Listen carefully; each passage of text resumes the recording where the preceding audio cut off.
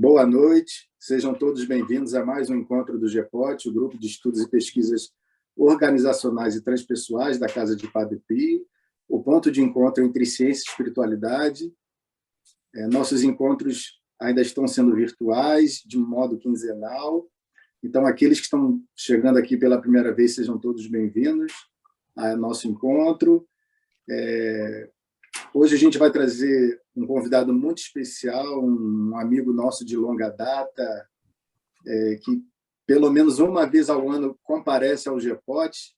Eu estava lembrando, em 2019, que ainda a gente estava presencial, você falou sobre a geometria sagrada.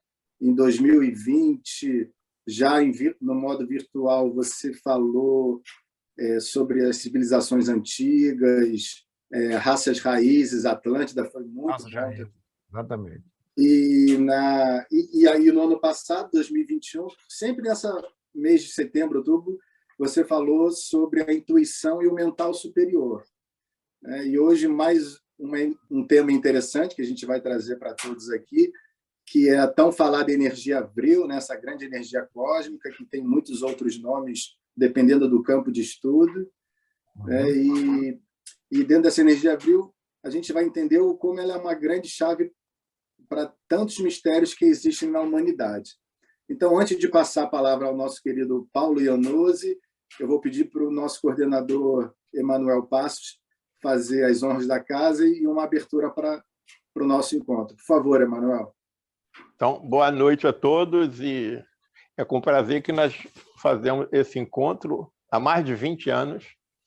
Eu era garotinho quando comecei fazendo esses encontros, lá na Gávea ainda, na Casa de Padre Pio, mas que foi chegando, e hoje a gente tem uma pessoa que transborda conhecimento sobre todos esses mistérios. E a gente vai pegar um pouquinho desses conhecimentos do senhor Paulo Iannuzzi. Então, com a palavra, o meu amigo Paulo Iannuzzi. Boa noite a todos. Boa noite, Emanuel. Boa noite, Dave. É mais uma vez um prazer estar aqui com vocês nesse momento virtual e, como sempre, também no presencial. Agradeço muito a Casa de Padre Pio, que sempre me recebeu muito bem, e me sinto em casa, lá num ambiente bastante acolhedor, confortável, sério, de um trabalho fantástico, especialmente a nível filosófico, de conhecimento e principalmente espiritual. E agradeço esse convite, mais uma vez.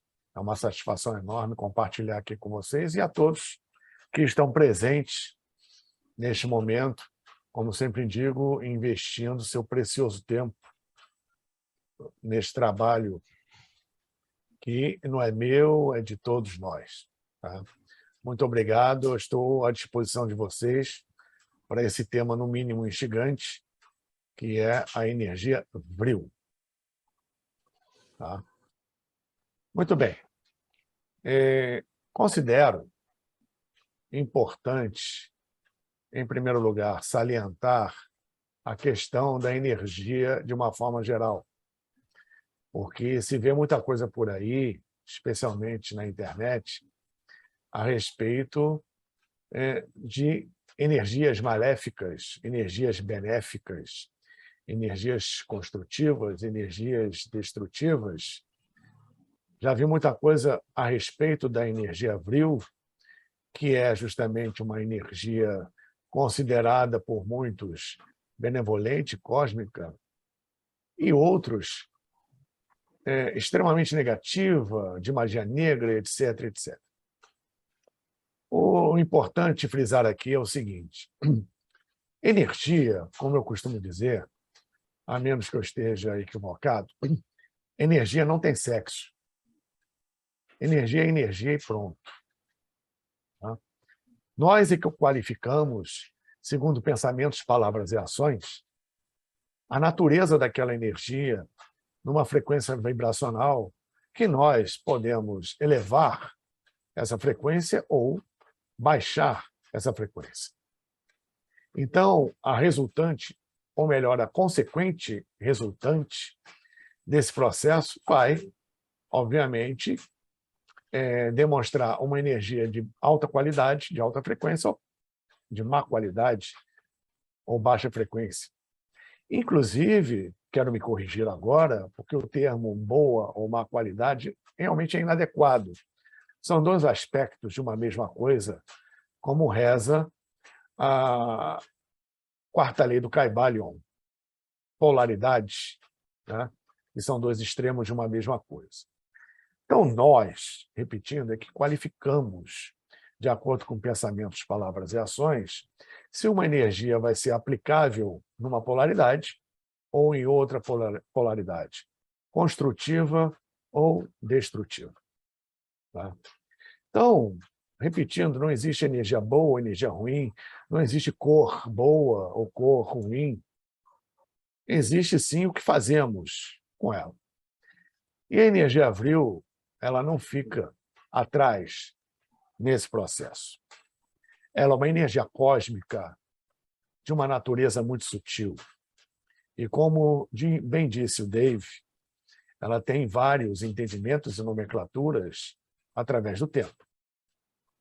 Sabemos, de uma forma mais velada, dentro dos meios ocultistas, principalmente aqueles referentes às grandes ordens e, principalmente, a chamada ciência das idades ou sabedoria das idades, e vem desde tempos remotíssimos, de antes até da Atlântida, passando por ela, e principalmente pelo Tibete, pela antiga Índia e pelo antigo Egito, essa questão referente às energias cósmicas, especialmente solares, no que diz respeito, numa nomenclatura mais próxima ao século XX, XXI, dentro do estudo teosófico, e por que não dizer com uma nomenclatura diferente, mas em princípios e em essência exatamente iguais, por parte de Kardec, energias que vêm do logos solar. Uma estrela como o Sol é, em verdade, além de uma bola de plasma para a ciência ortodoxa materialista usual, que exige, nesse momento evolutivo do ser humano, provas materiais consistentes para a elaboração, pelo menos de uma teoria, quanto mais evidência prática do processo. Repetindo, o Sol não é só uma bola de plasma. O Sol, além de uma morada, é uma expressão da vontade da luz divina, como qualquer outra estrela. Temos um termo chamado logos, que vem do grego, referente ao conhecimento e sabedoria, sabedoria, sofia, logos, conhecimento, chamado de logos solar ou os tronos, tá? Da divindade. E as emanações do logos são as responsáveis por ser emanações divinas puras, pela estruturação de um sistema solar como o nosso, a estruturação dos planetas, as suas consequentes contrapartes dimensionais, sendo eles físicos ou não, porque existem muito mais planetas no nosso sistema solar do que aqueles contados fisicamente, e seus respectivos processos evolutivos dentro dos reinos da natureza e as consequentes formas de vida em qualquer nível, especialmente evolutivo, incluindo aqui do planeta Terra. E dentro desse processo, o que sustenta justamente, especialmente a evolução de vida nos planetas de um sistema, no caso o nosso e da própria Terra, abrindo um parênteses, vemos no meio espírita várias explanações sobre a vida em Vênus, a vida em Saturno, a vida em Júpiter, em outros níveis dimensionais, inclusive com Chico Xavier levado a Saturno, sendo preparado para tal, ele que já tinha um preparo descomunal, vamos dizer assim, em relação ao ser humano comum, por sua própria natureza, em princípio, mas que exigiu-se uma preparação vibracional além, por simplesmente estar encarnado na Terra, por parte de hierarquias espaciais do nosso próprio sistema. e sendo levado a Saturno, além de outros elementos, né, que infelizmente são relegados a um plano secundário, porque a moda é pleidiano, arcturiano, valoriza-se muito uma questão interestelar e os seres evolutivos que são de uma altíssima estirpe espiritual do nosso sistema solar são relegados à série B. A série B do campeonato galáctico, nosso sistema solar é tratado assim, a série B. O que importa são os caras de fora e não é bem assim que funciona a coisa, né? O que mantém isso tudo funcionando são energias cósmicas, muitas delas emanadas pelo Logos, pela consciência solar, né? Então, essa consciência solar, no nosso caso, emana vibrações, energias entendidas como, por exemplo, prana, Vahot, Kundalini, que também é uma energia telúrica que vem do interior da Terra, em grande parte, além da Kundalini solar, né? No caso da chamada energia Vril, ela, dentre outros nomes que recebe, embora eu particularmente não sei se realmente seja, o prana também é chamado de Vril, tá? Existe o prana solar, cósmico, e existe o prana terrestre. A diferença é que a qualidade desse prana solar, ao adentrar o campo magnético da Terra, falemos da Terra especificamente agora, não do sistema como um todo, o prana, ao adentrar o campo magnético da Terra e a atmosfera da Terra, ele muda a sua qualidade, né? Assim como o chamado éter. Nesse ponto, existe uma pequena diferença, embora o éter também, ou o quinto elemento, ainda físico, mas num estado muito sutil, não o éter de farmácia, tá? É o éter cósmico sideral, com H, se escreve, que também, ao penetrar a atmosfera da Terra e o seu campo magnético, sofre uma sutil alteração.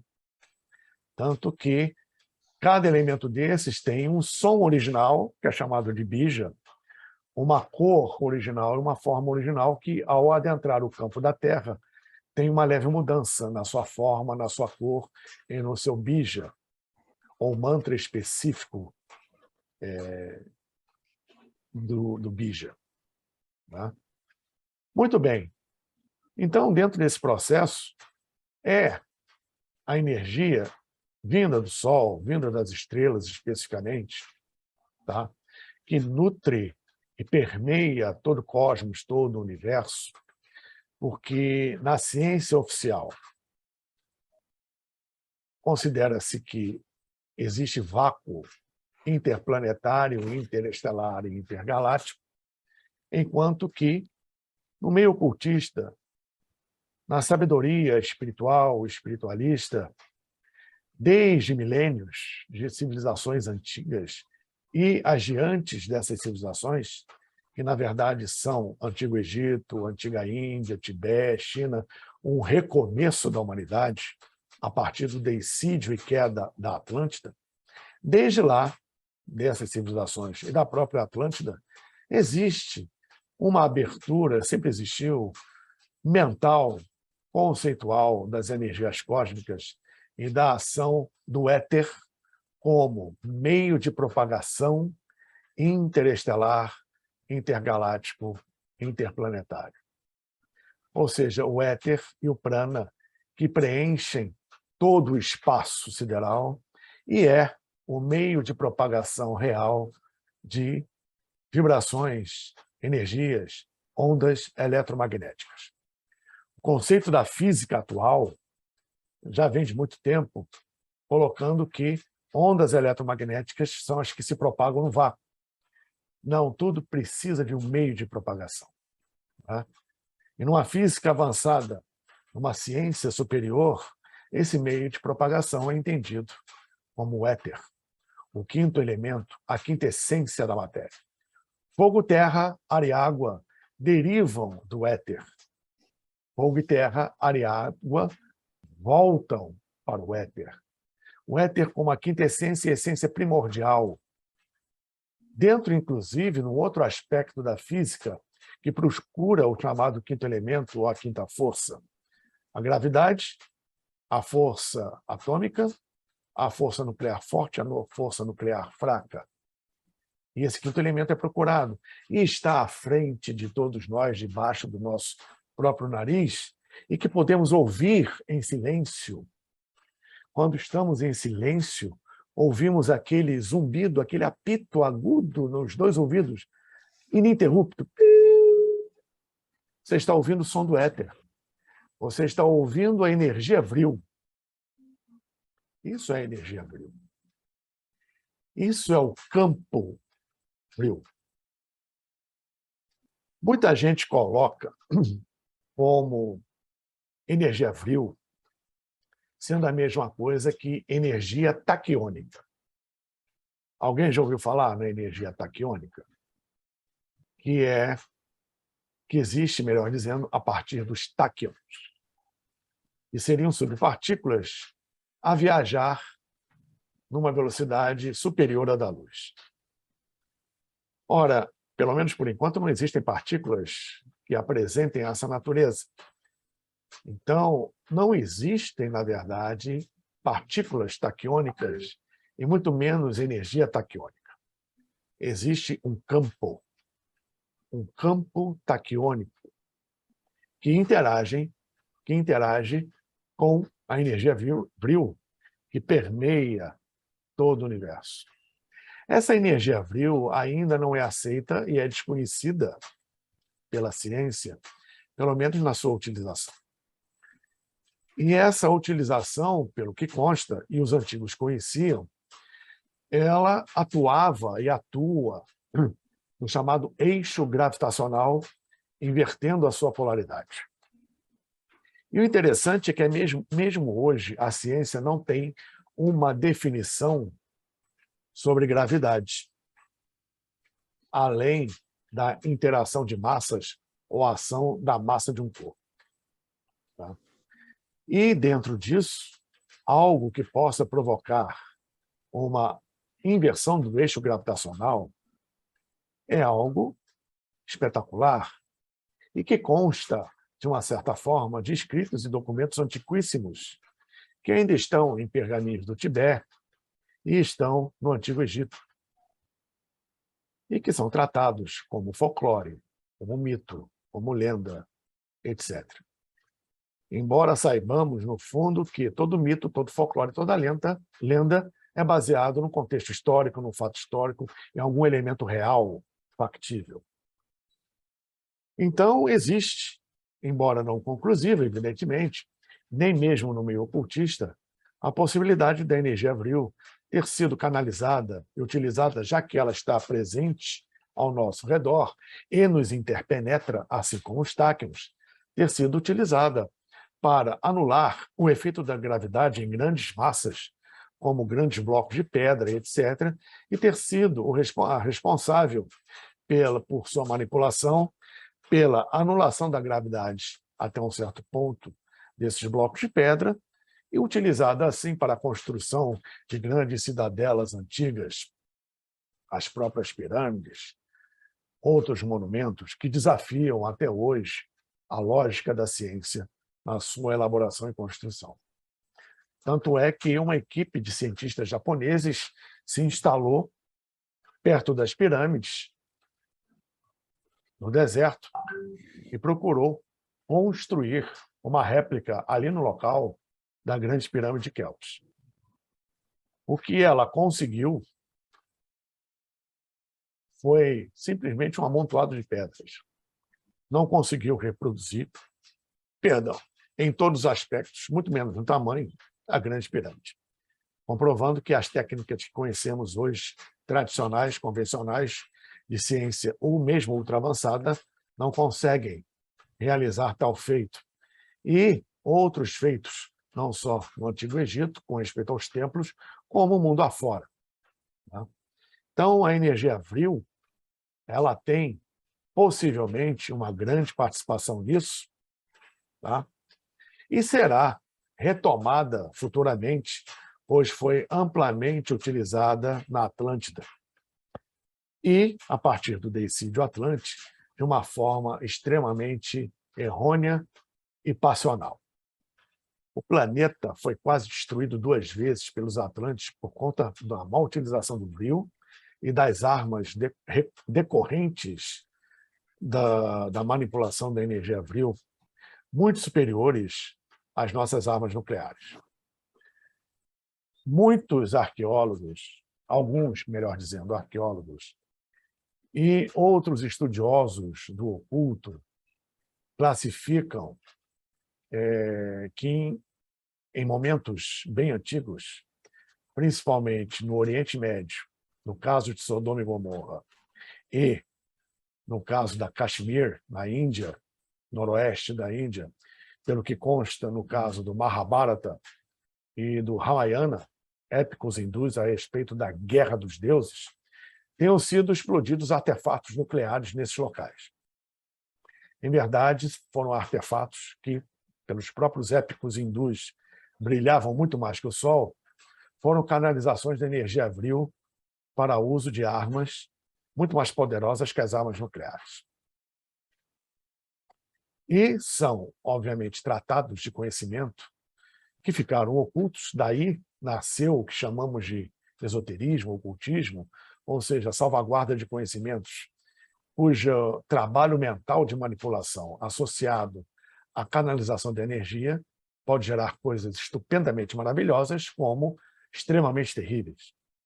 E muita coisa foi ocultada e continua ocultada até hoje, guardados para aqueles que desenvolvem um mérito consciencial ao longo de suas encarnações para, paulatinamente, terem acesso a determinados princípios espirituais por esforço próprio, consequentemente, determinados conhecimentos que foram afastados do conhecimento geral desde muito tempo, desde o deicídio da queda da Atlântida.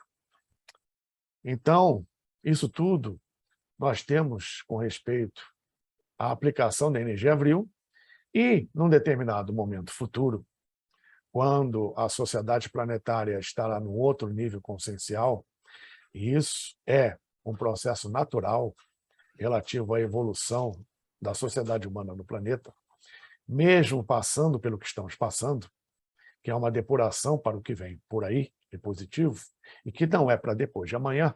Isso tudo leva tempo, é um processo, mas esse processo já começou. Tá? Então, esse avanço, ainda mais pela transição de eras que atravessamos, essa transição planetária, de final de Kali Yuga, da Idade do Ferro, da inversão de valores, etc., etc., faz parte do aprendizado humano para recuperar não só o que foi abandonado, perdido, esquecido, como retomar o seu processo evolutivo, até mesmo numa organização sinárquica em termos sociais, num futuro que não tarda a chegar, mas que é de um tempo cósmico e não nosso, de um tempo espiritual e não nosso. Tá?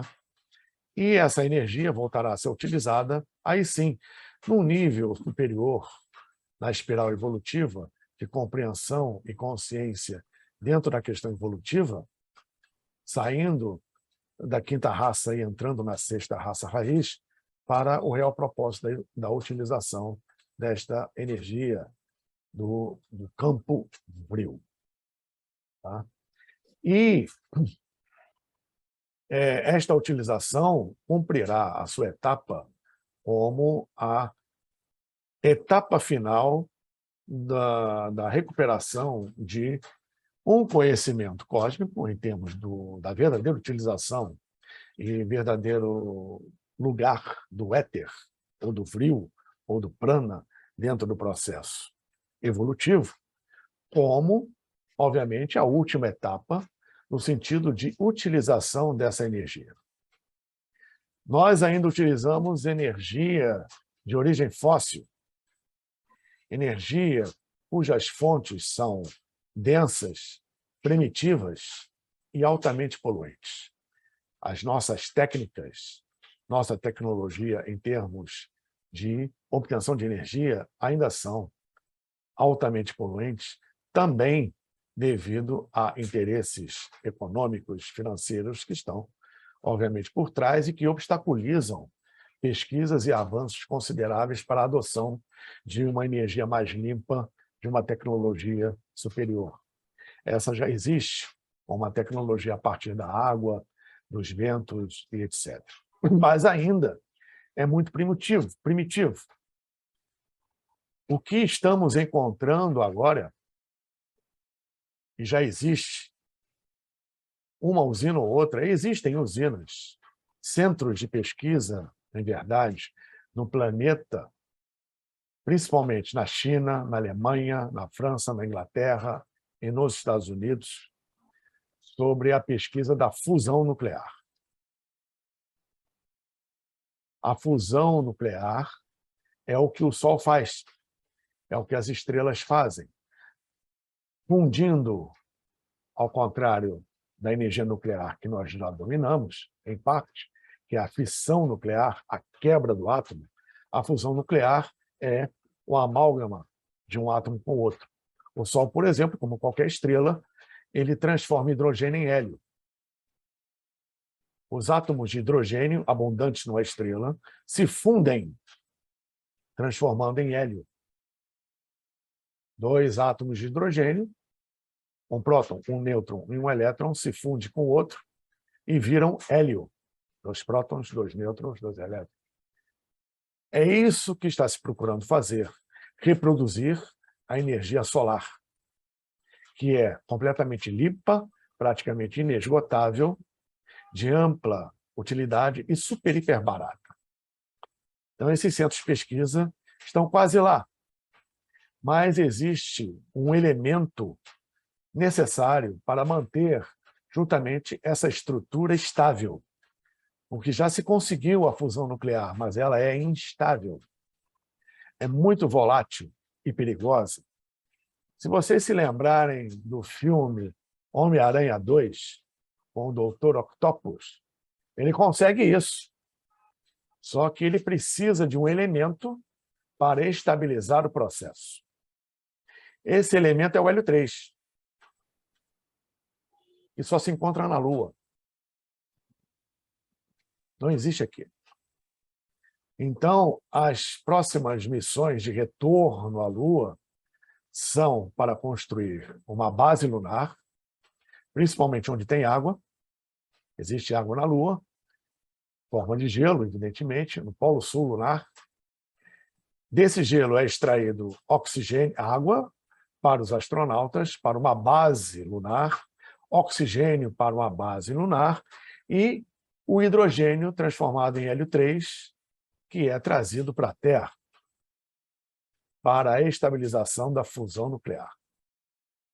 E até Chico Xavier colocou numa mensagem, dentro da questão relativa à data limite, exposta por Geraldo Lemos, que seria um agente amplificador e acelerador de um contato com outras civilizações a partir do estabelecimento de uma base na Lua, em definitivo, o domínio do hélio 3 e a fusão nuclear. E essa fusão nuclear, em termos de combustíveis, ainda vai passar por bastante tempo de utilização, para se chegar na Lua, principalmente, por estar mais exposta ao éter, a questão da utilização da energia frio. E substituirá a fusão nuclear por estar presente a todo lugar, em todo lugar, e não precisar de método tecnológico nenhum para ser criada, porque ela já está aí pronta. A questão é saber identificá-la, canalizá-la e manipulá-la. A energia vril. Tá? Então, a energia vril, em verdade, é algo muito sério, de extrema potência e, como já foi dito, foi utilizada e pode ser utilizado como qualquer outra energia, como qualquer coisa na vida, de uma forma positiva, construtiva ou de uma forma negativa, destrutiva. Destrutiva na pior acepção da palavra, como nós todos entendemos, porque existe uma ação positiva na destruição. Tá? A destruição do que é velho, do que é antigo, do que é obsoleto, do que é ultrapassado, do que é estagnado, é necessário para a construção de algo novo e sua manutenção, porque não se constrói nada sobre ruínas. Essa é a ação, por exemplo, do deus Shiva na Índia, ou do agente ocidental, vamos dizer, ceifador de tudo aquilo que é obstáculo à evolução. E encontramos, inclusive, na própria Bíblia, essa classificação de seres angélicos que baixam a viseira e não querem saber quem está na frente. São as potestades que, na hora certa, vai existir um momento de atuação no planeta, num futuro que ninguém sabe quando. Alguns classificam como imediato, mas isso não pode ser afirmado, mas que acontecerá. Assim como acontecerá, ou para aquilo já está em processo, a expansão definitiva da luz aqui e na utilização mais racional da energia abril, por enquanto por parte de poucos, de forma não oficial, até findar a questão da fusão nuclear e ter continuidade com a redescoberta da energia abril. Esse é um assunto tão sério, mas que é desqualificado e desconsiderado por muitos, e não deveria ser, primeiramente, pela própria natureza da questão. E segundo, porque o Terceiro Reich, a Alemanha nazista, embora, graças a Deus, não tenha logrado êxito nas suas pesquisas, esteve a um passo de dominar a energia viva. Eles fizeram altas pesquisas, altos estudos e muitas práticas laboratoriais no que diz respeito à abertura de comunicações interdimensionais, principalmente utilizando a energia abril para isso, que, repito, está em todo lugar, nos permeia, nos interpenetra. E os nazistas, baseados justamente nos tratados nórdicos, germânicos, principalmente mitológicos, e de outras pesquisas, até mesmo arqueológicas no mundo inteiro, inclusive na Amazônia, por conta do Eldorado e da pirâmide teórica, pirâmide Vril na Amazônia, aqui estiveram na década de 30, inclusive eu já ministrei uma palestra sobre isso, um seminário melhor sobre isso, junto com a doutora Gilda Moura, sobre a Amazônia, intraterrenos, a cidade de Acacor, o Eldorado e a Alemanha do Terceiro Reich na Amazônia na década de 30. A exemplo do que aconteceu uma década antes com a Inglaterra, quando ela enviou, a coroa inglesa enviou o coronel Percival Fawcett. Alguém já ouviu falar do coronel Fawcett? Elemento inspirador do personagem Indiana Jones. Né? Coronel Fawcett, dado como desaparecido no Rio das Mortes, em Barra do Garças, Serra do Roncador. Eu, particularmente, estive neste exato local e reza que ele ainda continua vivo nas cidades subterrâneas, intraterrenas, dimensionais, que fazem parte do governo oculto espiritual do planeta. Né? Uma década depois, os nazistas mandaram equipes aqui, subindo o Amazonas e tendo contato, inclusive, com grupos indígenas de pele branca e olho azul. Indo atrás do que são consideradas lendas até hoje, e, obviamente, como eu disse antes, e que as pessoas se recusam a enxergar, a ciência se recusa a enxergar, os alemães, naquela época, né, o Terceiro Reich, com tanto conhecimento, com tanta competência, com tanto poder, infelizmente, por outro lado, mas isso não se pode negar que eles estavam avançadíssimos. Dando importância a esse tipo de coisa, é porque o assunto é sério. Da mesma forma que muita gente ainda vira o rosto ou ri da ufologia e ignora que os principais países do mundo, como França, Inglaterra, Alemanha, Chile, Argentina, Canadá, Portugal, colocaram à disposição das pessoas muitos documentos na internet sobre ufologia, objetos voadores não identificados, bases militares, com relatos sobre isso, classificados anteriormente, até pouco tempo atrás, como top secrets. e estão à disposição de todo mundo na internet. A própria Operação Prato da Aeronáutica, grande parte dela está disposta no Arquivo Nacional. Meios militares e governamentais, especialmente desses países que fizeram isso, comprovam que o assunto UFO, fenomenologia ufológica, ufologia, é um assunto bastante sério, né? E tem gente que ainda não quer enxergar. Como não quer enxergar a importância que a Alemanha dava às pesquisas da energia vril, por exemplo, e os avanços que ela teve, embora não tivesse tido o domínio da energia vril. Se conhece muito isso pela chamada Sociedade Thule germânica, mais antiga, cujo idealizador foi um dos fundadores, ou principal fundador do Partido Nacional Socialista Alemão dos Trabalhadores, Partido Nazista, a partir da Sociedade Thule, que lidava justamente com as pesquisas e com as questões relativas à paranormalidade e funcionalidade da mente com respeito à canalização da energia fria, de forma mental e de forma tecnológica.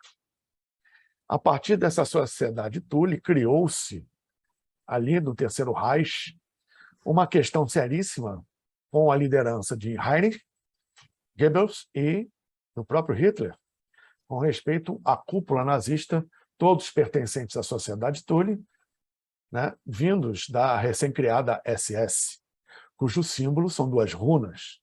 Né? A cúpula geral da SS era toda relativa à Sociedade Vril, à Sociedade Thule, né?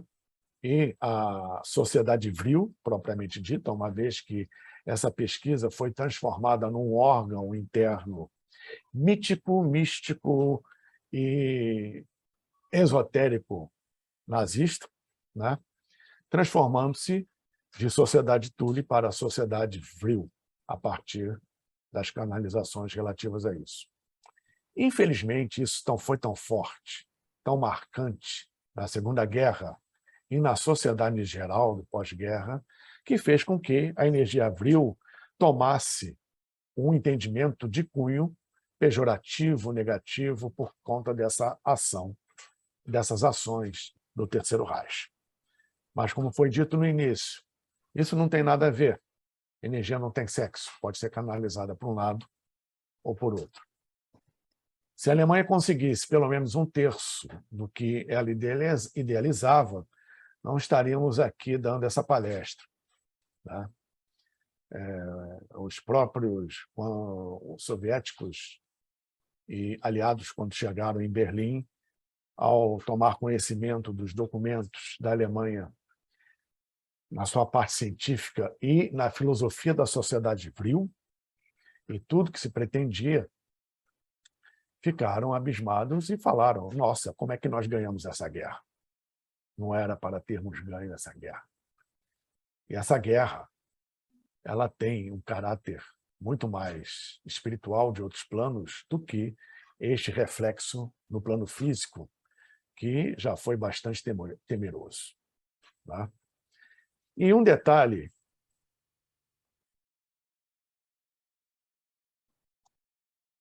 vamos lá, não sei se eu deveria colocar isso aqui não, mas vamos lá. Um detalhe extremamente importante dentro desse processo, que envolve energia viva. O documento referente à rendição nazista está na Rússia, não procede. Ele não é verídico. A cúpula do Reich e Hitler jamais assinariam uma rendição, a exemplo do que o imperador Hirohito fez diante do general MacArthur, assinando a rendição do Império do Japão. Na Alemanha, ninguém assinou nada. Isto significa, e, obviamente, Hitler e a cúpula do Reich não morreram ali, a gente sabe disso. Isso significa que, tecnicamente, a Segunda Guerra ainda não acabou. Ela continua sob outro aspecto. Tanto que, com o tempo, todos aqueles que saíram da Alemanha foram para a União Soviética e para os Estados Unidos, foram criadas as bases relativas à tecnologia e corrida espacial e às suas respectivas centrais de inteligência, KGB e CIA. São oriundas da Gestapo e dos métodos da Gestapo, que ligava-se direta e indiretamente à cúpula da SS, estava toda envolvida com o trabalho da energia Vril. Existiu a melhor tentativa, que quase logrou êxito, em algo que virou praticamente mitológico, mas que vocês podem procurar no YouTube, mas que é um assunto sério, e na internet de uma forma geral. Depois eu posso passar alguns links sérios para vocês, sobre o Die Glock. Já ouviram falar no Die Glock? Chamado o sino, em alemão Die Glock. O sino, um artefato que se elevava sozinho no ar, energia Vril, girava e conseguia produzir campos espaço-temporais diferenciados. Isso não saiu do papel, mas tinha uma estrutura bastante consistente em termos de teoria espaço-tempo. Os nazistas já lidavam com isso. Isso tudo originário da energia Vril. É com energia Vril que você pode viajar no tempo. É a partir da energia Vril e no campo Vril e, ao mesmo tempo, taquiônico, que foi criada a base para uma tecnologia que é negada veementemente hoje, parece coisa de ficção científica, mas que vocês podem, ou já devem ter ouvido falar, no cronovisor. Alguém aqui já ouviu falar no cronovisor? 2 padres na Alemanha começaram a fazer testes com rolos, com tape de rolo, gravador de rolo, que era o que existia na época, e que até hoje é o melhor aparelho para você fazer gravações de elementos não físicos no ambiente. Uma espécie de transcomunicação instrumental, que, na verdade, é um receptor. É um transreceptor. Tá? Fita cassete, que veio depois, e agora tecnologia digital, não é boa para isso. O bom para isso é tape de rolo, que era o que existia na época, que hoje em dia é raro. Você deixa aquilo ligado, gravando, no ambiente, e vai embora.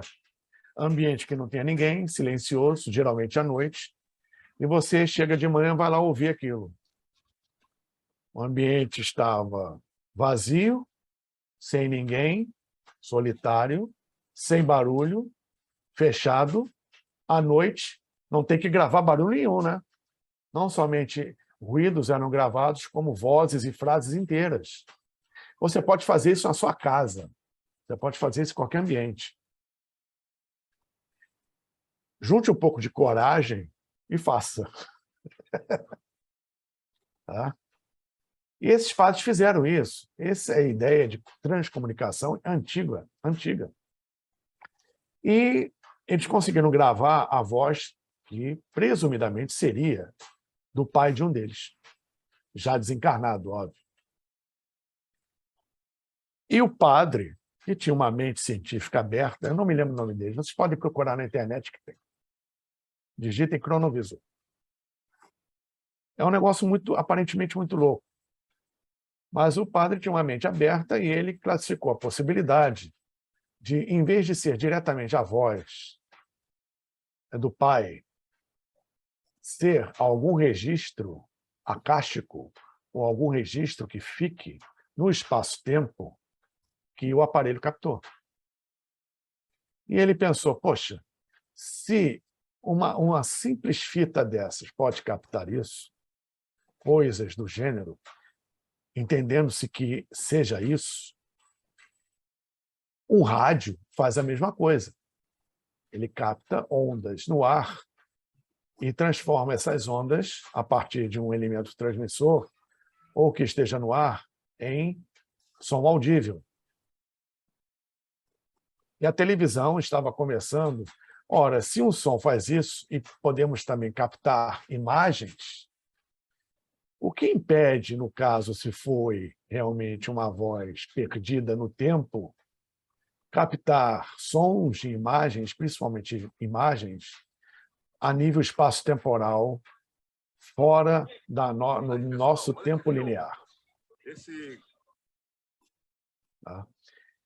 E, a partir daí, ele teve auxílio, inclusive indireto, do Einstein, no início da década de 50, e teve acesso a determinados tratados de conhecimento de manipulação de energia Vril a nível mental. Resultado, eles construíram um aparelhozinho chamado de cronovisor e, segundo eles conseguiram voltar à época de Cristo e tirar algumas fotos.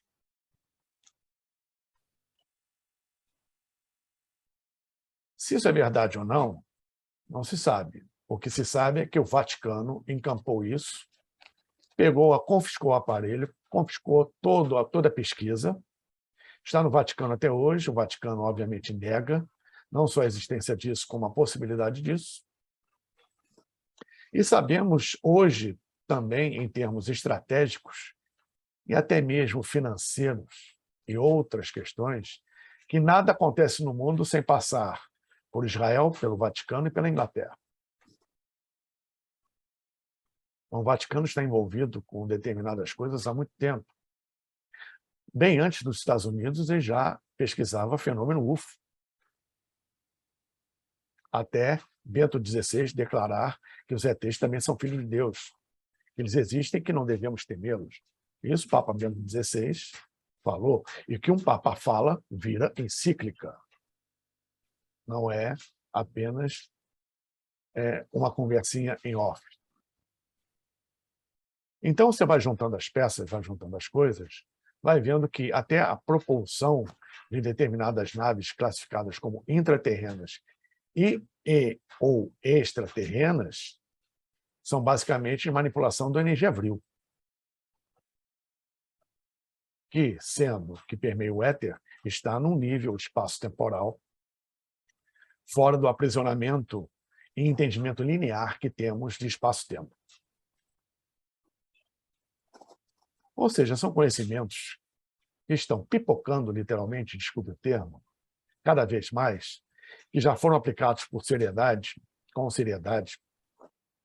por sociedades, civilizações antigas, e, mais recentemente, pelo Terceiro Reich, na Alemanha, durante a Segunda Guerra, né, que nos fazem, no mínimo, pensar fora da caixinha, já numa expectativa do que vem por aí, em termos de futuro, após a consolidação da fusão nuclear e a larga utilização da energia Vril.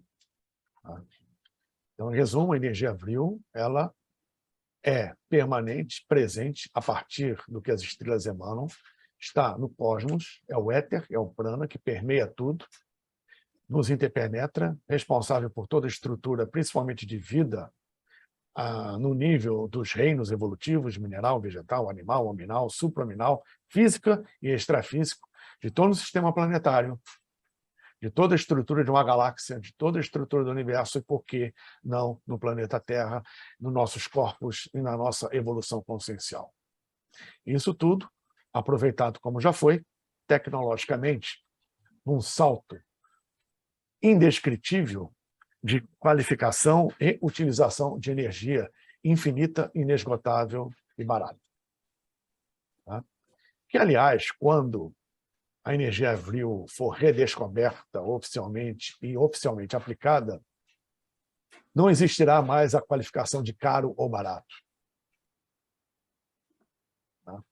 Porque é um estado mental, é um posicionamento comportamental, social, de lidar com tudo em termos de valores, nesse sentido material, que não cabe numa vibração infinitamente superior que a energia Vril oferece e que só é bem utilizada por uma sociedade que já tem um avanço espiritual e consciencial considerável. Para a plena e nobre utilização de tão sublime vibração e de energia. Tá? Que, repetindo, no passado, foi considerado algo religioso, ainda é visto como algo esotérico, mas que, na verdade, faz parte da natureza do cosmos e da natureza humana. Tá? O que mais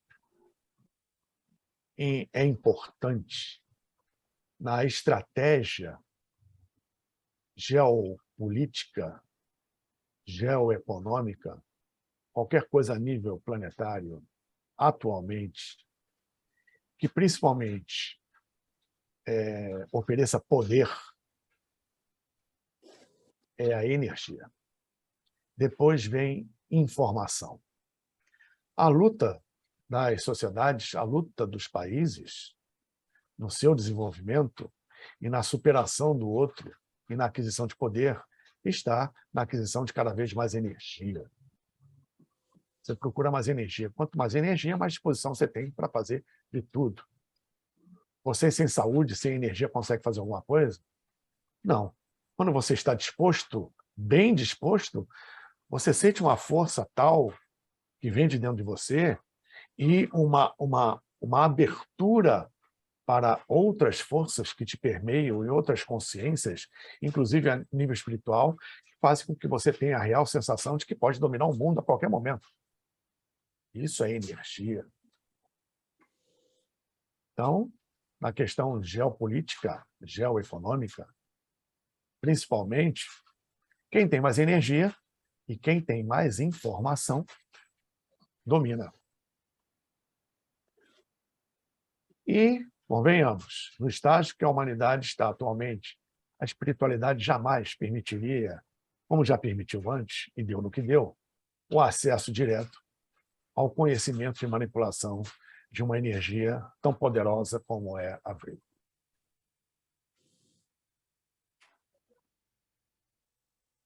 Pessoal, estou à disposição de vocês. Tá?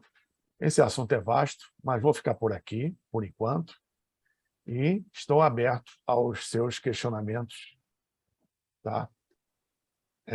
Aos seus comentários, às suas críticas, às suas observações. E, de antemão, mais uma vez agradecendo a vocês todos, principalmente ao Emmanuel, ao Dave, na figura da Casa de Padre Pio. Muito obrigado a todos vocês.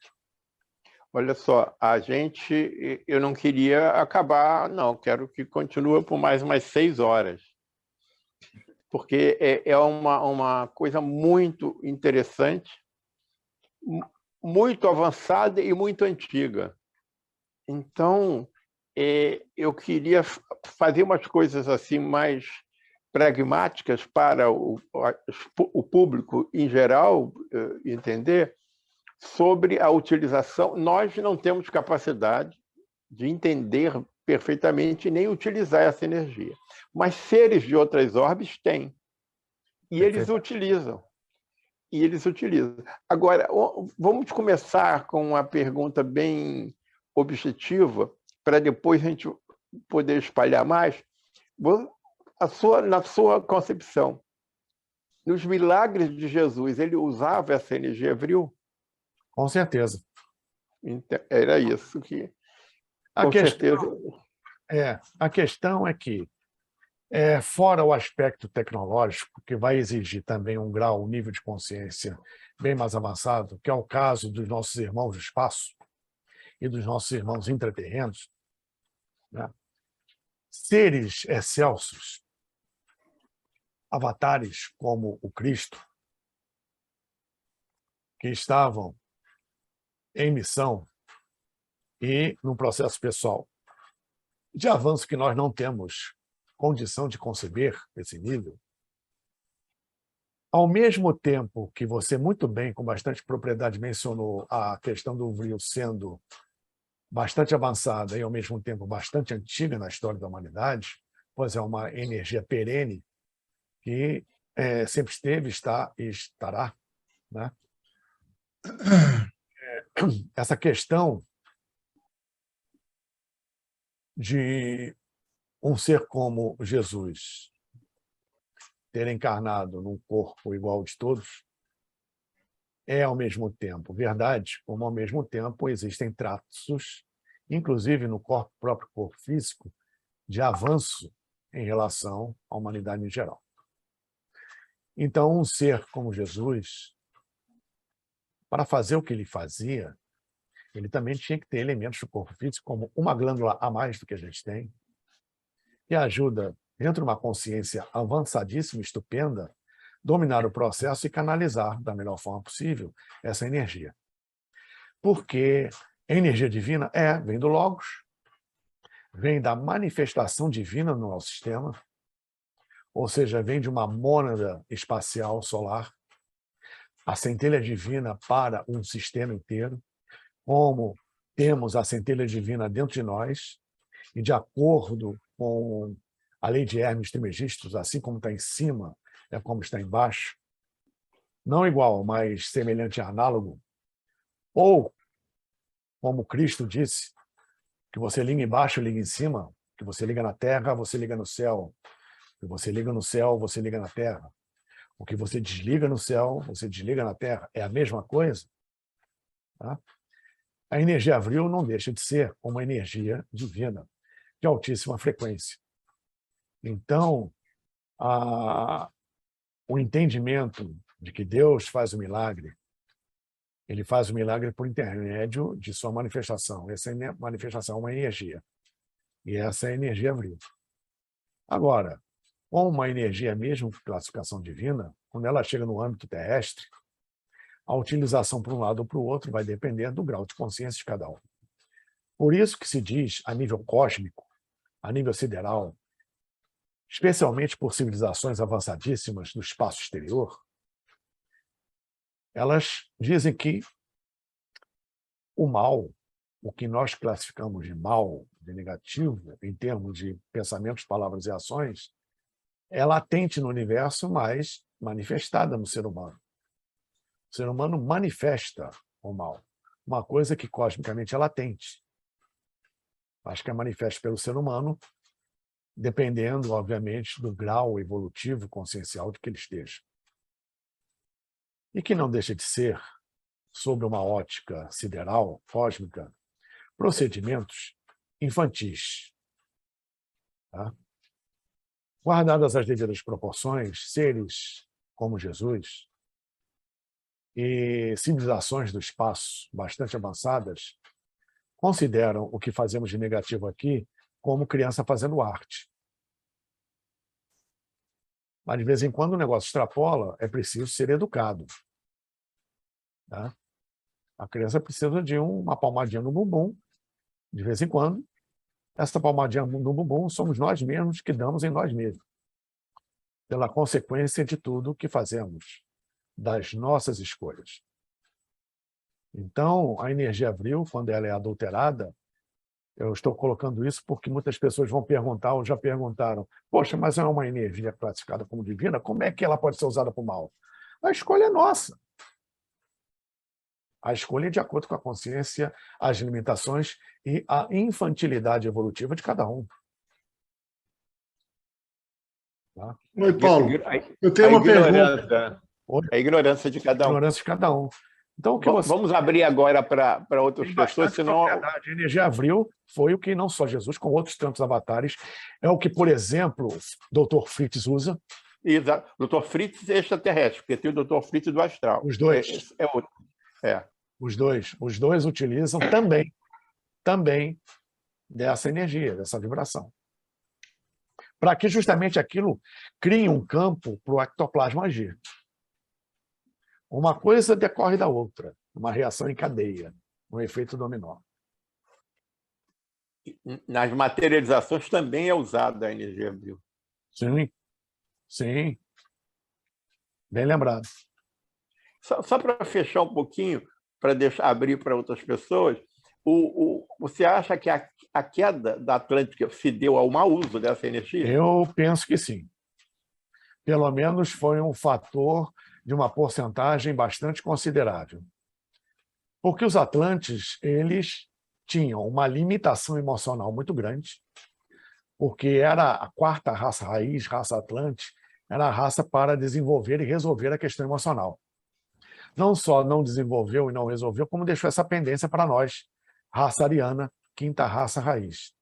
Mas eles tinham um pensamento avançado e uma alta tecnologia.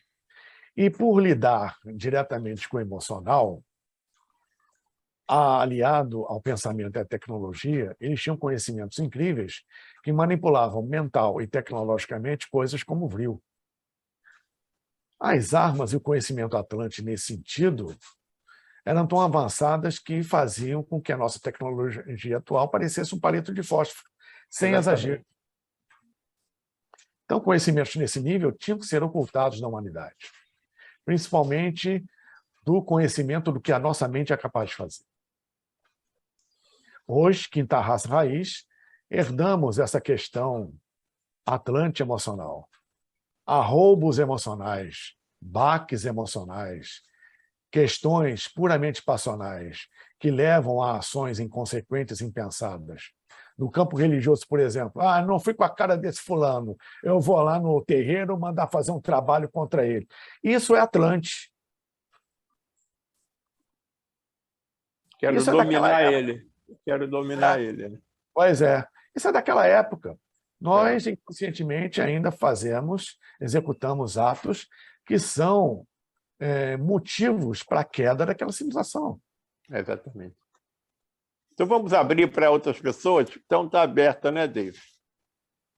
Professor Emanuel, professor Dave e professor Paulo Iannuzzi, muito prazer em vê-los pessoalmente e a minha admiração pelos três. Professor Iannuzzi, não sei se a minha pergunta é muito infantil. Sou católico de formação e acredito nos milagres de Nossa Senhora das Graças. Quando Nossa Senhora das Graças apareceu à vidente Santa Catarina Labouré, dou-lhe uma medalha e disse: esta medalha derramarei muitas graças àqueles que a trouxerem com fé e devoção. E, de repente, segundo está escrito na doutrina católica, saem raios luminosos das mãos de Nossa Senhora.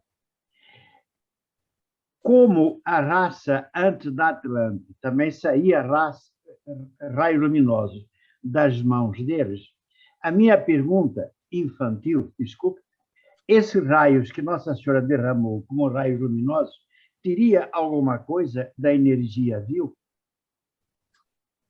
Senhor Cílio, sua pergunta, como nenhuma, é infantil ou inoportuna, porque nós ainda, todos nós no planeta Terra, estamos no jardim de infância, em termos cósmicos. Né?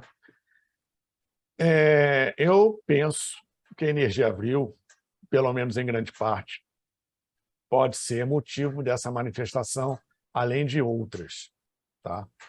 No caso aí do que a Igreja Católica coloca, eu tenho também uma base católica, etc., mas eu também fui em busca de outras questões, né? Porque, como já disse Mahatma Gandhi, as religiões são flores de um mesmo jardim. Determinados conhecimentos que são ocultos dentro das igrejas, sejam da católica, sejam de outras religiões, abertas somente a seus membros internos, são expostas de outra forma em outros lugares, em outras sociedades, enfim. Né? Isso aí depende do caminho de cada um. Né? Todas são válidas. E essa questão relativa ao que a Igreja Católica explica é uma forma da Igreja Católica mostrar uma interação vibracional relativa à energia vril com a sintonia harmônica da frequência consciencial e cerebral de quem tem esse contato. No caso, as pessoas ou crianças que têm essa evidência ou esse estado de êxtase, que é puramente a sensibilização do lobo frontal cerebral, em níveis cada vez mais profundos, para uma interação, um contato com um ser que se apresenta como Nossa Senhora. E que nessa sintonia harmônica vai justamente harmonizar-se com a questão da medalha, etc. E tal. Isso tudo são formas de se explicar a energia vril. Tá? É uma energia básica primordial, akáshica, etérica, prânica do universo. E que, obviamente, é aproveitada nos seus 3 níveis. Tá? E os atlantes, os egípcios posteriormente, os indianos e hindus, Vedas principalmente, posteriormente os tibetanos e chineses, conheciam muito bem isso. Tá? Então, são apenas essências que apresentam vários nomes e manifestações. Quando eu falei aqui manifestações em 3 níveis, é porque, segundo, por exemplo, questão apenas de nomenclatura. Na Índia, como no Egito, a Índia chamava de 3 níveis o Sattva, o Rajas e o Tamas. E no Egito eram os Neter, Neteru e Neteru-Ha. Que são os 3 níveis de manifestação da energia inicial no cosmos. O absoluto, em essência, que é uno, que se manifesta em 3 e que evolui em 7. Né? Daí a origem da Trindade, do mistério da Trindade. Toda a Trindade é baseada nesses 3 princípios cósmicos. Sattva, de cor dourada, puramente espiritual. Rajas, de cor azul, puramente feminina, ou seja, a Mãe Divina ou o Espírito Santo, que faz a coisa acontecer. E o Tamas, cor vermelha, vermelho vivo, que é a execução e materialização de todos esses processos. Né? Que se une aí, no caso, à energia telúrica, no nosso caso aqui do planeta Terra, energias do centro da Terra, que vão resultar na conjugação dessas energias cósmicas com energias telúricas, o que é chamado, basicamente, no ocultismo, de tamas. A fulano está muito tamásico hoje. O cara está muito terra-terra, o cara está muito material. E estamos encarnados aqui, precisamos disso. Né? Uma pessoa hoje foi telúrica ou tamásica na sua alimentação, comeu muita carne, caiu de boca no churrasco, que é uma alimentação mais densa, de uma frequência puramente tamásica, terrena. Né? Esses 3 níveis estão presentes na manifestação do que o senhor colocou, que se resume em energia vril. Espero ter sido claro. Muito obrigado. Então, a gente repete. Maravilha, Paulo. Eu acho que tem mais gente querendo fazer pergunta, mas eu queria só aproveitar, porque quando você falou, eu achei bem interessante, né, que o exército nazista chegou a vir no Brasil, né, que a cúpula do Terceiro Reich era ligada, né, a essa ordem Thule, né, Tem fotos disso. Tem fotos dos caras no Rio Amazonas, tem fotos deles aqui. Não, então, aí eu justamente lembrei que eles também fizeram expedições para a Antártica. Fizeram. E eu acho que... 2 documentos e um artefato que eles construíram para a Antártica. Tem documentos carimbados do Reich sobre a Antártida. Posso até mostrar para vocês depois. Quem mais quer perguntar? Eu tenho uma pergunta, sim. A pergunta é justamente sobre o nazismo, né? Perfeito. A gente sabe que quando os Estados Unidos e a Rússia entraram na Alemanha, eles pegaram várias tecnologias, né? Que ainda estavam em estudo, né? Era o V2, aquele foguete, o Comet, né? E várias outras que foram utilizadas depois e que deu, inclusive, sucesso para os Estados Unidos e para a Rússia e que propiciou aquela Guerra Fria, né? Aquela guerra de poder. E a gente sabe também que o Himmler, né? Que ele era o chefe da SS, ele fugiu, foi capturado e depois se suicidou. Então, com tudo isso, por que a energia vril ela não foi encontrado nenhum documento sobre ela, ou os nazistas do alto escalão foram interrogados, e aí hoje a gente teria a possibilidade de conhecimento de como utilizar essa energia, entendeu? Não, olha só, eu não vou responder pelo Paulo, não. Eu só estou colocando a pergunta. Não, eu sei, mas eu já tenho uma pré-resposta, mas que não é a do Paulo, é que ninguém vai conseguir manipular essa energia porque não temos capacidade ainda vibracional para isso. Isso... Mas ele comentou que os nazistas chegaram a usar essa energia. Não, Nossa, olha... quase usando. Ah, não, tá. não chegaram a usar, porque não é simples, não. Não é simples. Agora, os nazistas tinham conhecimentos extraterrestres. Isso é outra coisa. Mas essa energia eles não conseguiram, não. Eles tinham conhecimento de construção, de tecnologia. Os alemães eram os mais avançados nessas áreas na época, né? Não tinha gente... Eles dominavam a bomba atômica muito primeiro do que os americanos, etc. Os americanos só tiveram a bomba atômica depois que os alemães foram extraditados, fugiram para os Estados Unidos. Até para o Brasil veio um cientista alemão que foi meu colega lá no IN, o professor Schreier, Helmut Schreier, que ele dava aula de construção de computadores, de frequências, etc., de medidas. Na verdade, ele é especialista em medidas. Ele trabalhou na V2 muito, né? Como é que a V2 saía da Alemanha e chegava em Londres ou em Paris. E ele explicou lá que era até uma tecnologia, de certa forma, simples. Hoje tem coisas mais complexas, mais perfeitas para isso. Então, até o Brasil teve um cientista alemão que, como ele veio para o Brasil, foi convidado, né, pelo cônsul de Frankfurt para vir, ele veio com a família e eu conheci ele era professor lá do IME, meu colega, e a gente conversava muito, mas ele era tipicamente um alemão que a ciência para ele não tinha religião, ele fazia o que tinha que fazer e pronto, não pensava nas consequências. É interessante isso.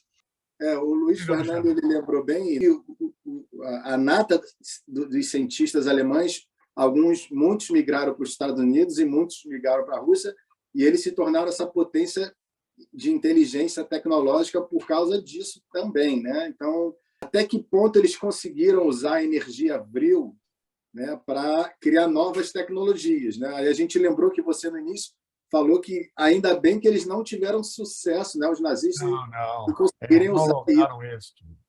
Eles estiveram bem perto, mas não lograram êxito. Felizmente. Tá? Eles não conseguiram o intuito deles. Eles estavam avançando muito Paulo, tecnologicamente, tanto que ao final da guerra eles já produziam aviões a jato, né? Se a guerra durasse um pouco mais, isso aí ia dar muito problema, mas a pesquisa da energia Vril, ela continuou, mas estagnou, porque a Alemanha estava recuando na Europa a partir da invasão da Normandia, né? E a tomada paulatina da França e a expansão dos aliados. Então, muitos projetos foram abandonados. E um projeto dessa natureza, da energia Avril, que envolveu a expedição de vários nazistas pelo mundo, principalmente arqueólogos, tanto é que temos aquele filme 7 anos no Tibete, que é em relação a isso, né? Arqueólogos no Egito, arqueólogos na Índia, no Tibete, na Grécia, a maioria das estruturas em Berlim, né? Nos grandes palácios do governo em Berlim, todos eles eram de estrutura grega, da era helenística, né? Os nazistas no Brasil, etc. Isso tudo em relação à pesquisa Abril. Essa foi abortada devido a outras prioridades que a Alemanha tinha, mas por pouco eles não conseguiram. E imagino eu que tenha sido por isso, por algo tão secreto, porque, além da pesquisa da energia, eles mergulhavam em tratados e documentos de civilizações antigas, principalmente no Tibete, aqueles pergaminhos no Tibete, aqueles que Oppenheimer, por exemplo, para a criação da bomba atômica no Projeto Manhattan, teve que estudar, ele teve que aprender sânscrito para mergulhar no Mahabharata e no Ramayana, porque lá estão todas as explicações das bombas atômicas. Um texto de mais de 6.000 anos, ou 7.000 anos. E, obviamente, nesse estágio, não foi só ele que fez isso. A Alemanha foi pioneira nesse processo. Muito antes dos Estados Unidos acordar para isso, ela já mandava gente para o mundo inteiro. Então, buscando, inclusive, artefatos, né? Muitos viraram folclore, viraram lenda. E, por conta desse conjunto, muita da documentação pouca documentação que existiu, ou foi destruída, ou foi perdida, ou foi muito bem oculta, pois não se sabe de descoberta ou acesso disso aí. E a gente sabe também, por outro lado, que determinadas coisas que são encontradas ou desenvolvidas, o público só fica sabendo 20, 25 anos depois. Isso hoje em dia, inclusive, hoje em dia não, já há muito tempo, é de praxe. Esse computador aí que vocês estão de frente, ou celular, assistindo essa palestra, a tecnologia da internet, da banda larga, do 5G, tecnologia de ponta, o celular de altíssima geração que vocês têm na mão, está 25 anos defasado em relação ao que realmente existe hoje nos top secrets dos governos, principalmente dos Estados Unidos e no meio militar. E isso só vem à tona... Já existia TV de LED, de plasma, enorme, do tamanho de uma parede, em 68, antes do homem ir à Lua. Só há pouco tempo atrás, comparativamente, o público teve acesso a isso. Já existe holografia palpável. A gente só vai saber disso daqui a 25 anos, que é um intervalo médio, justamente, dessas tecnologias virem para público. Existe carro antigravitacional? Existe. Agora, por motivos econômicos, principalmente, isso não vem à tona. Então, determinadas coisas são ocultas, se perdem, não vêm à tona. Tem vários motivos. Ausência de evidência não é evidência de ausência. Por não ter algum documento, possivelmente, não quer dizer que não tenha feito, não tenha existido, enfim. Diga, continue. Eu estou falando que nossos celulares e laptops, só em relação à China, a gente já está defasado uns 10 anos aqui. Sim, em relação ao usuário chinês. Em relação ao próprio chinês, põe mais 15 anos aí na frente. Em que o governo usa de forma... A internet era utilizada de forma militar e depois dentro das universidades no início da década de 70. A gente sabe, hoje a gente sabe disso. Ô, Paulo, o Wi-Fi, o Nikola Tesla descobriu ou produziu no início de 1900, entendeu? Olha, Emmanuel, você lembrou muito bem. Tesla pesquisou a energia Avril e ela, teoricamente, foi utilizada junto com campos magnéticos no chamado Operação Filadélfia. A energia escalar. Até hoje tem existido. Não é isso, Paulo? Energia escalar, né? Energia escalar, exatamente. São vários nomes para a mesma coisa. Tesla estudou isso profundamente. E ele só gostava de utilizar a energia da natureza, mais nada. O sonho dele é que todo mundo tivesse energia elétrica em casa de graça. Energia Avril é isso. Você tem a energia da natureza, você tem à sua disposição. A energia infinita, que é o que chamam hoje de energia livre, que foi o que o Tesla, né, há um século atrás, descobriu sobre a energia escalar, que é uma coisa que, politicamente, economicamente, para os grandes monopólios de energia, não era interesse que se divulgasse, né? Uma gratuita, livre, infinita. Exatamente, Dave, perfeitamente. Tanto é que o Thomas Edison, né, naquela disputa da eletricidade, da corrente alternada e corrente contínua... E perdeu para o Nikola Tesla? Pois é, foi o Tesla que descobriu a corrente contínua, a alternada. Utilizamos a corrente alternada até hoje. Foi o que o Thomas Edison perguntou para o Tesla. Beleza, ótimo, o que eu ganho com isso? Qual é o dinheiro que eu vou ganhar com isso? Então, as grandes empresas, as grandes corporações, né, preferiram o lucro que o método do Thomas Edison proporcionava, do que energia livre. E a gente paga a conta até hoje. Paga uma conta que não deveria pagar. Ô, Paulo, você acha que hoje em dia o Elon Musk é o cara mais inovador em termos de energia? O cara está levando aí foguete para a Lua, né? E para a Lua não, né? Para o espaço, fazendo transporte comercial. E dizem que ele tem uma área 51 particular dele, né? Não sei se isso é verdade. não sei. Eu penso que nem tudo é o que parece. Eu não gostaria de tecer opiniões precipitadas sobre isso. Eu não sei quem é ou o que é o Elon Musk, o que ele faz, para que ele faz, o que está por trás disso. Nem você, nem ninguém. Nem ninguém. Só vou dar um exemplo. Putin, Biden, Trump, os bonitinhos, os gordinhos lá da China, da Coreia, esses caras todos, eles todos, e aqui no Brasil também, no mundo inteiro, são peças de um jogo de xadrez, são peões. Todo mundo fica focando nesses caras. O que interessa é focar em quem movimenta essas peças. E, debaixo dos panos, todo mundo amiguinho. Não se iluda, não. Então, se existe já esse tipo de possibilidade real, né? Sobre Elon Musk, eu prefiro não opinar, porque realmente não sei, não vou especular aqui, não vou me precipitar, enfim. Como de repente falou, você sabia alguma coisa, por isso que eu perguntei. Não, infelizmente, lamento frustrá-lo, mas não estou com você, estou neto. Tá? E Pessoal, eu vou te confessar, não me importa muito, não. Tem outras coisas que, para mim, são prioridades, são mais importantes.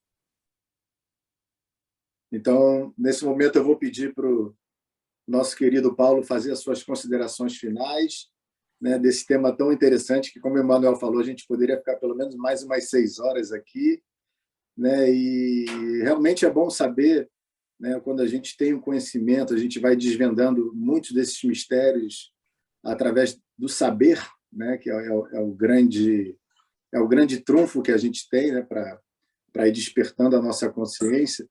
Então, quando a gente escutou na China falando sobre a energia Ti, né, nas religiões antigas, como no hinduísmo, né, falando sobre o prana, né, dentro da própria ciência falando sobre energia escalar, né, e tantas outras nomenclaturas dessa grande energia primordial cósmica, né, a gente começa a encaixar as peças desse grande mosaico misterioso da vida, né, e a gente fica mais tranquilo em entender esses processos que vão se dando, apesar de outras portas irem se abrindo e mais mistérios e perguntas estão vindo na nossa direção. Mas é assim que funciona o nosso caminhar. Alguém quer fazer um Boa noite.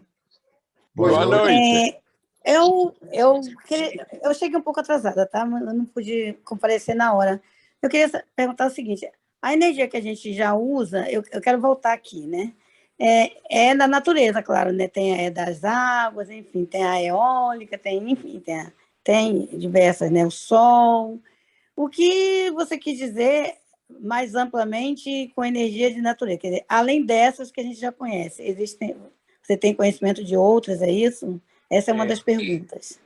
São energias telúricas que vêm do centro da Terra, da geomorfologia, a geofísica e geodésia do planeta, energias cósmicas, energias do campo magnético e campos astrais dos outros planetas do Sistema Solar, a grande energia logóica que vem do Sol, as grandes energias do Sol, do centro da galáxia, enfim. Nós estamos coalhados de vibrações de diversas frequências, diversas assinaturas, tanto na Terra, da natureza que nós temos contato aqui em geral, como do espaço exterior, que também temos contato, mas não percebemos porque nos interpenetra.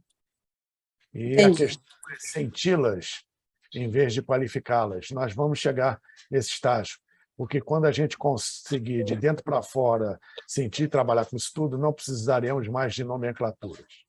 Entendi, certo.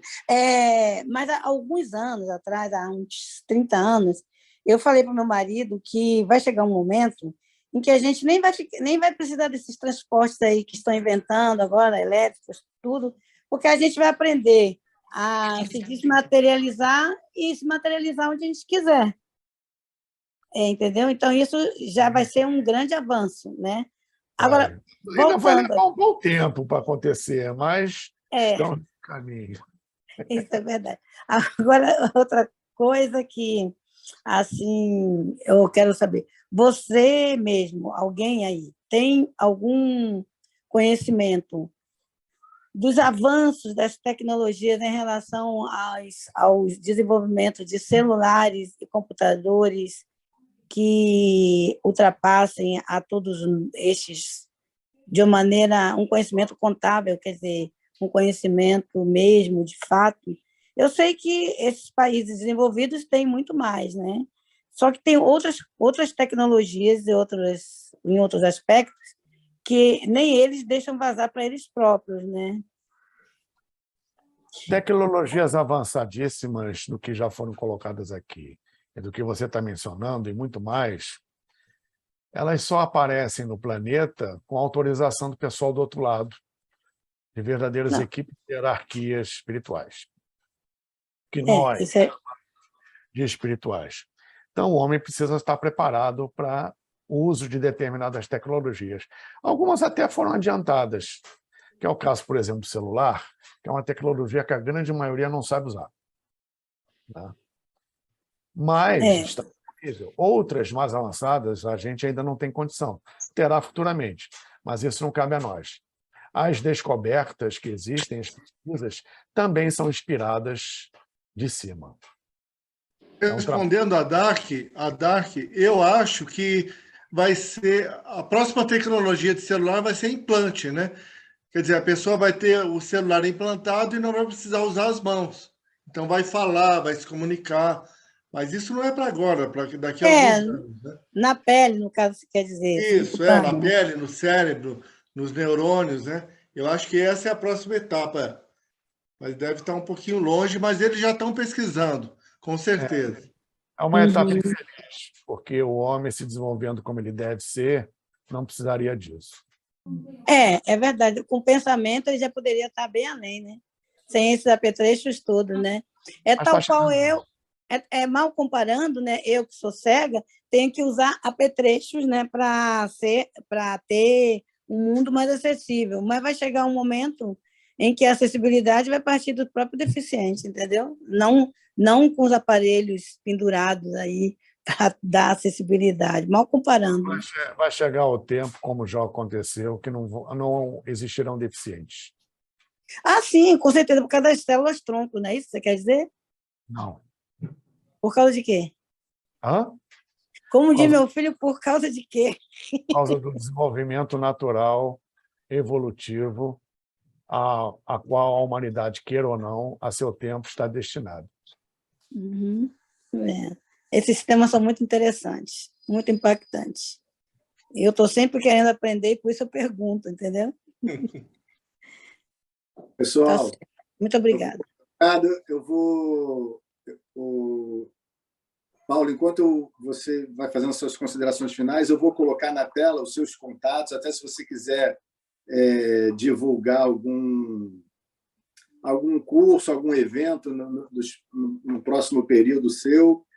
Estou colocando aqui na tela, espero que todos estejam vendo, né, o e-mail, o teu site, o canal do YouTube, Facebook, Instagram, seu WhatsApp. Então, a ficha completa aí do Paulo, quem quiser fazer um contato com ele, e aproveite para deixar a palavra final com o próprio Paulo.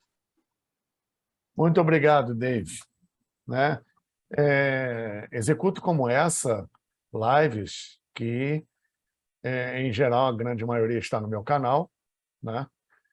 E assim como esses trabalhos online, eu realizo agora de volta ao presencial na Tijuca, Rio de Janeiro, no espaço Pilares de Hermes, Escola de Mistérios. Né? E, na verdade, até pouco tempo atrás me foi colocado espiritualmente que não é de agora, quando fundei em 1996, mas que vem desde 3.254 a.C. no Antigo Egito. Aqui estão meus dados.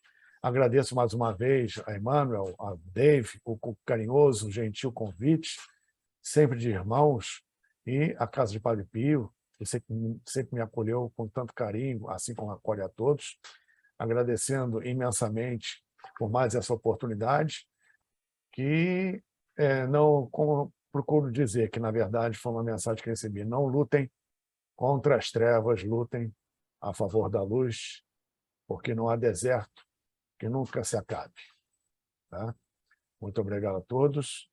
E, para finalizar, conforme o lema templário, non nobis Domini, non nobis sed nomini tua de gloria. Não por nós, Senhor, não por nós, mas pela glória do teu nome.